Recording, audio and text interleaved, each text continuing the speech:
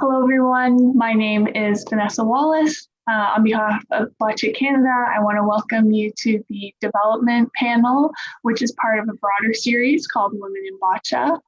Bonjour, je m'appelle Vanessa. Au nom de Boccia Canada, bienvenue aux séquences développement pour la conversation avec des femmes en Boccia. Today, we're joined by 4 panelists from across Canada who are going to speak to their experience in the Boccia community and sport more broadly. You'll have the opportunity to hear some of their responses to a series of questions, and you'll be able to contribute your own questions following this video. I'd like to take a moment to have each of the panelists introduce themselves. Let us know where you are, let us know about your experience in Boccia. So I will begin with Mila. Okay. Yes, my experience with Boccia is my daughter has cerebral palsy and epilepsy.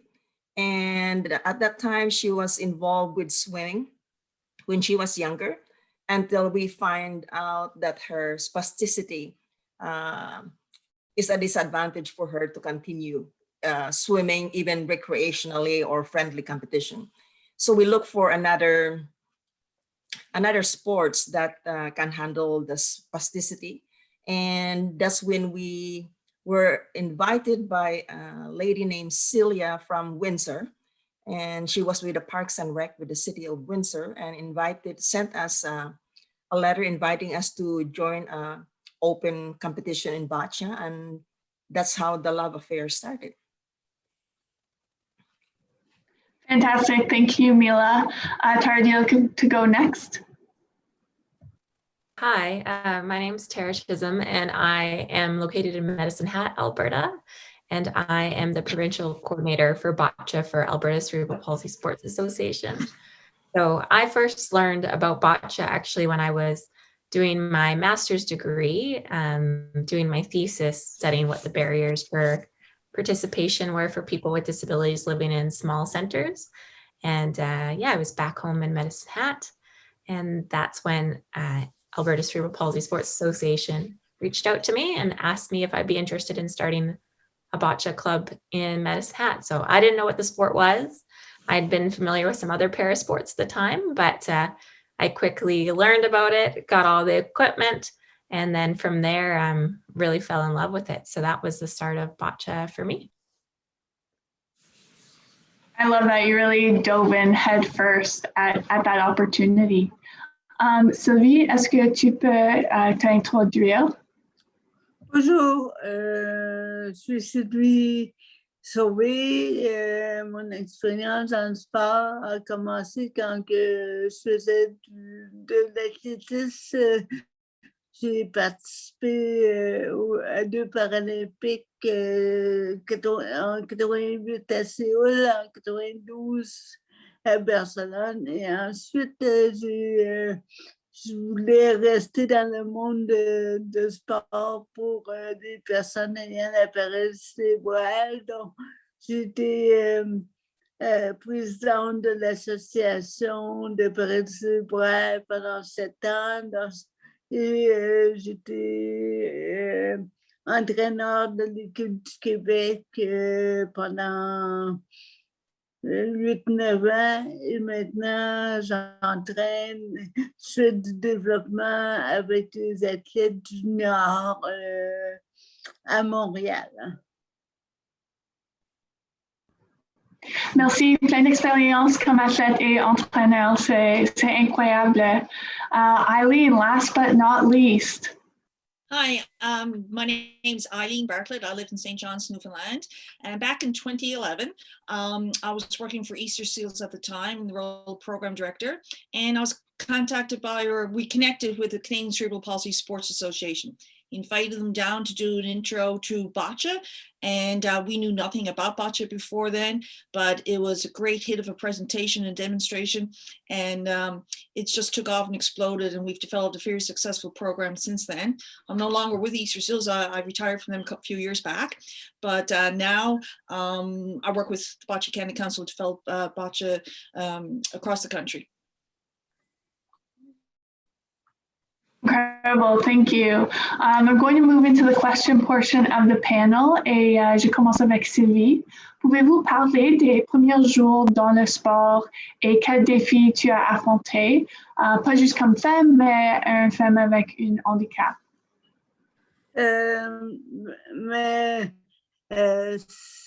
Au Québec, quand j'ai commencé, il n'y avait personne qui croyait qu'une personne qui avait des paresses cérébrales pouvait faire du sport à l'école. Je n'ai pas fait de sport, tout ça.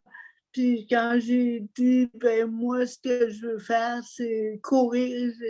Puis on a frappé à beaucoup de portes, puis personne ne disait non, non, non, ça se peut pas.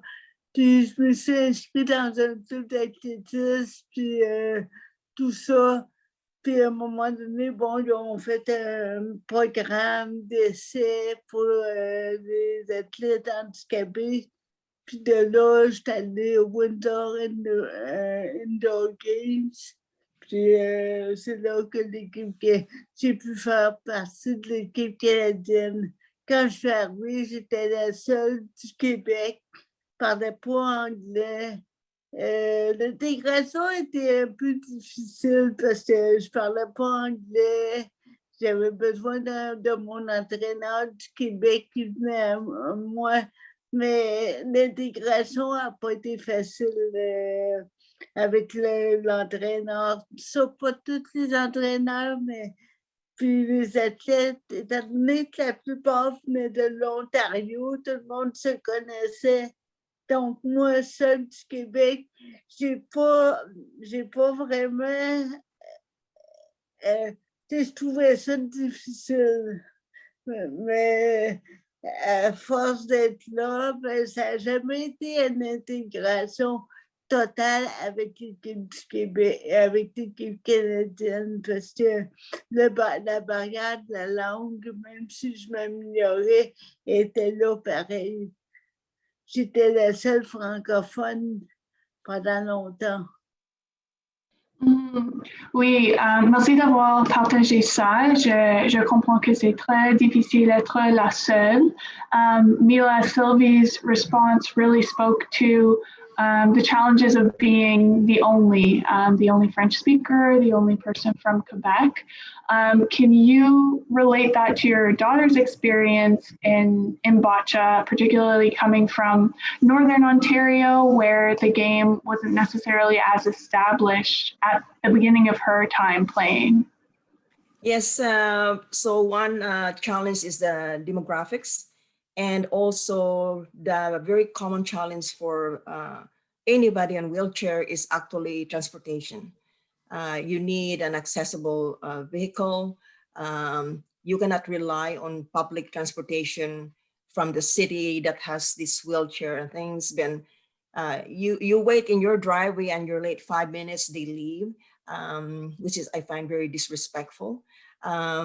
So that one number one challenge is actually the demographics, and not so much in the ability to continue boccia, because you can play this year round. You can play indoor, outdoor. So it doesn't matter. Our snow here will be like probably same as Eileen's weather. But so the thing with being alone in Sudbury, and you don't feel you're part of a group. Even your training, even if you make it as the Ontario with the Ontario team, it's not the same amount of training that the rest of the team is getting because they live together. And so demographics, definitely, transportation, the challenge. And the other one is there was really a lot of support for Angie when she was the only BC one available to play in the Ontario team. So that's the only time, because they needed her so bad to complete the team. After they develop other people now doing BC1, that support kind of just faded away because they have other people now. Yeah. So it's just that's kind of experiences we had. Yeah. Yeah, thank you. Thank you for sharing that. If I could ask you to do a bit of a flip, and prior to those barriers, or prior to the experience that she had once the game began to grow a bit, what was her initial experience in finding her place in the boccia community, and the positives? Oh, absolutely. It's and boccia, any sport is a positive add-on, especially for women, because commonly, even just in our general normal population, it's always boys and male that are just heavy into sports. So to see a woman disabled, is you already have two hurdles that you've gotten over. So the positive, there are many positives. So it gets the person exercising, motivating, because when you are disabled, you also experience isolation, because you never can do anything spontaneous. You cannot go to the mall without arranging transportation. So the lack of those incentives actually will push you out of your feeling isolated and not doing anything. And the socializing, it's critical. But with sports, definitely boccia to me is, in my research, is boccia is the best sport that can meet anybody's level of capability. And you can just put a joystick in somebody's head and do the ramp. It's just an incredible adaptation. So I think of all the sports, the easiest to transition into, whether you're going to swimming or whatever, is boccia. And boccia is king to me. I love that. I really do. I want to speak to Tara about, I'm sure you have tons of stories about how you tried to grow the game in Medicine Hat from, initiating your club, and with boccia being an inclusive sport. What are some of those practices that you brought from maybe your experience in other sports and your education background to ensure that everybody who was coming out to try for the first time really felt that they were included and welcomed? So with regards to having people feel included and welcomed when they first come to boccia and how to grow a program, I think for me, whatever I do, whether it's in boccia or in other para sports, is making sure the person has a really positive first experience. As Mila had mentioned, there are a lot of barriers that come due to society's lack of knowledge and awareness around how to support people with disability to become active. So, even simple things that seem simple to the general population, but is there an accessible washroom on site that people can actually use, and not as just saying it's accessible, but is it actually accessible for our, power chair users to use? Can they get access to the building? Is there an accessible transit route that goes there? Does it still run at that time that we're having practice? Because lots of accessible transit ends really early in the evening. When you get there, do people, volunteers and coaches, do they understand a little bit around disability? There's lots of things that can turn people off very quickly. Without that positive first experience, it's really hard to get people to come back. It took a lot for them to get there. And so making sure as much as possible that you're really, having conversations ahead of time with individuals. It's a lot different. I always, worry about certain bigger organizations taking over para sports, because often it's, phone in, give your name, your number, and your credit card information, and that's how you sign up for a program. Whereas when we have a new participant sign up, it's a phone call first and getting to know them so that I can be as prepared as possible for when they arrive, and making sure that, I have maybe different equipment there, or I've thought of some different things that will make them more comfortable. And then just making sure that we have our current players, our current athletes, being ready to welcome them in. So giving them a heads up that there's a new athlete coming tonight, and, making sure that our whole group is making that person feel welcome. So, creating a whole atmosphere where they can have a really positive experience is key, I think, to making sure that people feel welcome and can feel comfortable trying out a new sport. Mm-hmm. I really appreciate that final point that you made about, leveraging the athletes that are there and ensuring that, they are part of the experience as well. And Boccia is their home too. And so they're welcoming someone into their home, and you're building a culture that way, which I think is phenomenal. Eileen, I would love to hear your thoughts on top of that response, and in particular in reference to that initiation event that you mentioned in your introduction, and some of the key points that you would encourage other club leaders or other community spaces to consider when they want to bring a new sport into their space. Absolutely. Thank you, Vanessa. To follow up to Tara, yes, absolutely. You need that great positive first experience to entice them to come back. But before we get to that first experience, they had to become aware of what it is, where it is, and how to get there. So that awareness session of whether it be a triad session, online now in this today's world of connecting with the population, the target population, and letting them realize there's something there for everybody. Boccia is the most inclusive sport and include everybody, and to appeal to the boys, the girls in their respective ways, and let them know that they're welcomed into the world of Boccia. If they don't know about it, they won't come. And once they're there, then we'll go into Tara's phase of making them so welcome and appreciated, and hopefully they'll stay. And then as you get to know them, you'll support them as to getting to meet their needs so that they will succeed. And I think that sense that they belong. Yes. Being alone at home and not being part of anything. I find the sense that they belong and they have contributed something valuable. Like even if they make the team win even just the third place, the pride from that group is incredible. It's feeling that you belong somewhere. Yeah, thank you for contributing that. Pour Sylvie, Mila et Eileen ont touché sur le point que c'est très important que tout le monde dans le groupe soit inclus, et que je sais comme athlète que c'est important à tout le monde que je sois là. Je suis importante à la fonction de la groupe. Alors je pense que en comparaison de ton expérience comme athlète et ton expérience comme entraîneur, qu'est-ce que tu fais dans ton rôle pour que tout le monde sache qu'ils sont inclus, ils sont importants, et qu'ils veulent retourner à chaque semaine? Okay. Bon, au niveau du club,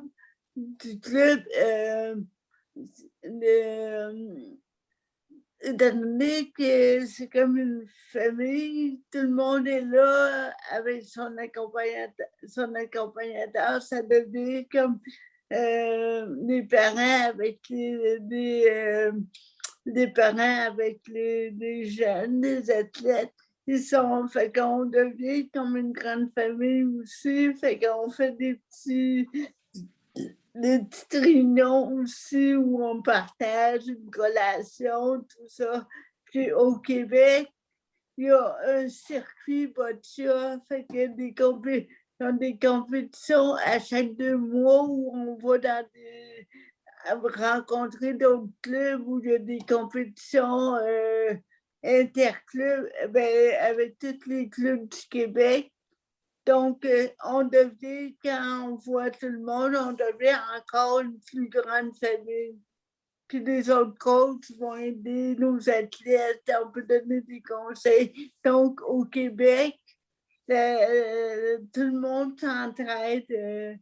Fait que les athlètes, ils sont contents. Si on dit, bon, on part de Montréal, on s'en va à Québec, à un autre club, tout ça. Puis, je dirais qu'au Québec, là, le Boccia est très bien organisé, puis que tout le monde se parle. Il n'y a pas vraiment de grosses compétitions entre les régions.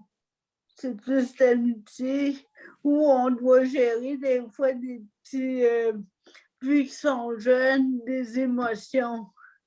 Quand ils perdent, quand ils gagnent, souvent, les plus jeunes, ils ont des larmes, tout ça, mais c'est le travail du coach d'améliorer, à travailler ça. Puis c'est ça qui est le fun avec les jeunes, c'est que c'est comme si c'est pas juste le jeu, c'est aussi on les amène à travailler quelque chose qui est plus que juste le sport. C'est contrôler les émotions, tout ça. Puis les parents, j'ai l'impression que c'est une des raisons pourquoi les parents veulent que les jeunes veulent qu'ils fassent du sport parce que ça va leur servir dans la vie. Comme moi, avoir fait du sport m'a servi beaucoup à la discipline, m'affirmer et tout ça.